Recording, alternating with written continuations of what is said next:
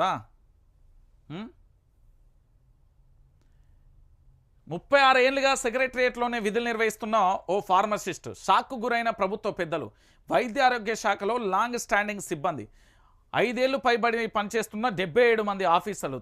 తేలిన లెక్క 10 రోజులలో షిఫ్టింగ్. డిహెచ్ఎంఓ మొదలు ప్రోగ్రామ్ ఆఫీసర్ వరకు. నిజంగా కూడా ఇది ఘోరం. అసలు నిజంగా చెప్తున్నా, వైద్య ఆరోగ్య శాఖ లాంగ్ స్టాండింగ్ అధికారుల లెక్క తేలింది. ఒకే చోట ఎక్కువ కాలం పనిచేస్తున్న వారిని సర్కార్ గుర్తించింది. ఈ క్రమంలో ఫార్మసిస్ట్ సెక్రటరియట్లో 36 ఏళ్లుగా విధులు నిర్వహిస్తున్నట్లుగా తేలడంతో ప్రభుత్వ పెద్దలే ఒక్కసారిగా షాక్ అయ్యారు. పైగా సూపర్వైజర్ పోస్టును క్రియేట్ చేసుకొని మరీ సచివాలయంలోనే తిష్ట వేసినట్లుగా కూడా సమాచారం.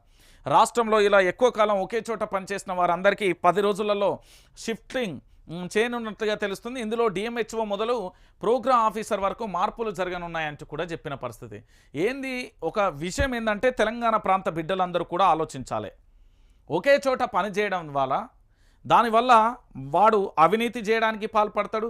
అక్కడ ఉండే వాళ్ళ అందరితోని సత్సంబంధాలుండి అనేక రకాలుగా కూడా ఏదైనా చేయడానికి సిద్ధపడతాడు. దాదాపుగా వైద్య ఆరోగ్య శాఖలో స్టాండింగ్కి సంబంధించి 36 ఏళ్ళుగా ఒక్కకానే పనిచేస్తుందంటే ఇక ఆయనకి ఎంత ఘోరమైన పలుకుబడి ఉన్నదో ఒక్కసారి మీరే ఆలోచించాల్సిన విషయం.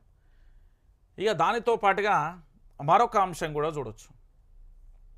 భూ సమస్యల పరిష్కారానికి ఒకే చట్టం. ప్రస్తుతం 100కు పైగా చట్టాలు, ఇక అవన్నీ ఒకే గొడుగు కిందికి. క్షేత్రస్థాయిలో సమగ్ర సర్వేతో హద్దుల ఏర్పాటు, పక్కా విస్తరణతో రైతులకు పాస్బుక్లు, కామన్ రెవెన్యూ కోడ్ తీసుకురావాలని ధరణి కమిటీ అభిప్రాయం. త్వరలోనే ప్రభుత్వానికి ప్రతిపాదన. నిజంగా చెప్పాలంటే ఈ భూ సమస్యలు ఆగమాగం ఉన్నాయి. నిజంగా చెప్తున్నా, ఘోరంగా పానినాకాలు కానీ దాంతోపాటు రకరకాలుగా కూడా ఒక కాడ పట్టాలుండే కానీ కాస్తులో వేరే అతను కొన్ని సంవత్సరాలుగా పనిచేసుకోండి. కొంతమందికి కూడా తెలియకపోవడం కూడా జరుగుతున్న భూ సమస్యలు ఎంత త్వరగా చేస్తే అంత మంచిది.